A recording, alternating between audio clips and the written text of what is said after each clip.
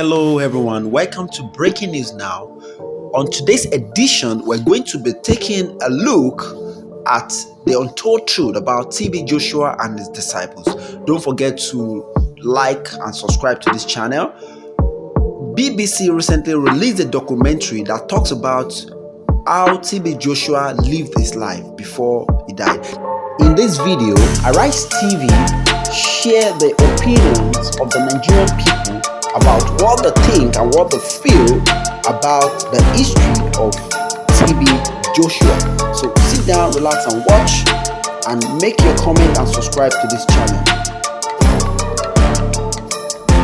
The BBC investigation reveals human rights abuses including torture, rape, forced abortion, and enslavement of Nigerian, British, South African, and American nationals who are members of the Synagogue Church of All Nations.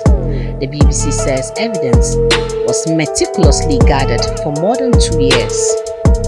At a formal presentation and private screening of the 90-minute documentary titled Disciples, The Cult of TB Joshua, guests from the media, civil society and religious organizations were of the view that although the leader of the church is not alive, the institutions of state should fish out questionable characters who use philanthropy to hide their deeds.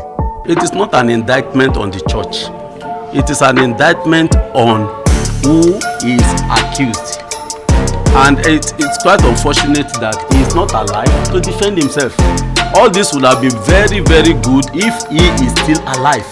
And when he was alive, what moves were taken to confront him with these issues and get him convicted? The death of a person does not mean that the issue is dead. There are equally important and many victims who have suffered as a result of the man's atrocity. We have to be bold as African journalists to tell it as it is once it affects people. The church is a corporate entity. So the fact that the head of the church is dead, it's a committee. They have a board of trustees. So the law can go after the board of trustees.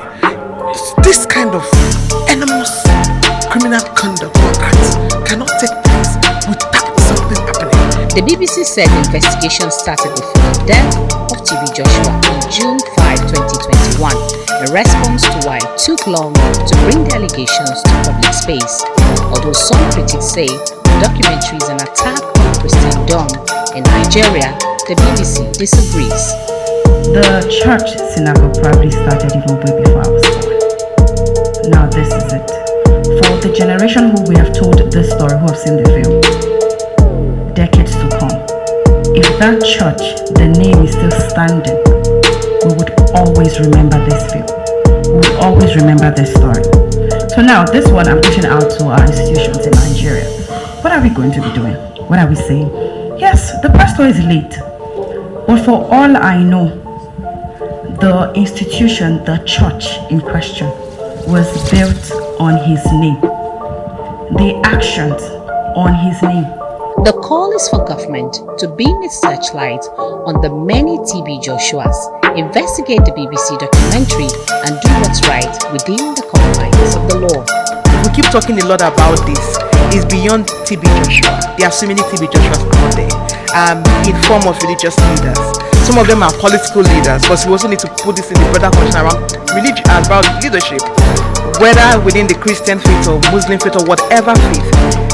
Leaders must be held accountable. We're finding this out there already, and nothing has been done so far. So, and I think for me, it's about the role of our state institutions to ensure that there are further investigations done. Having seen what has happened now and the kind of coverage that BBC has given the story, I think it will go a long way in encouraging more people to come out, and it will also go a long way in sending messages to any institution or any individual anywhere who is currently perpetuating similar acts.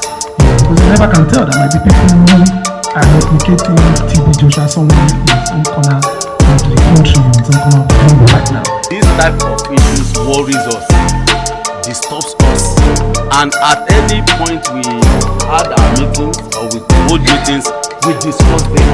But the problem is we know them, it exists. We hear them every day. We even feel them, and we discourage people of God from this. Patronizing this type of people. Born on June 12, 1963 in Arigidi, Akoko in Ondo State, Nigeria, T.B. Joshua founded the Synagogue Church of All Nations in 1987 with a few members and later expanded to have large followers within and outside Nigeria. He undertook philanthropic activities, and in 2011, Forbes listed him as the third richest pastor in Nigeria with an estimated net worth of between $10 and $15 million. The consensus now is that the government should muster the will to check human rights violations exemplified by the BBC report.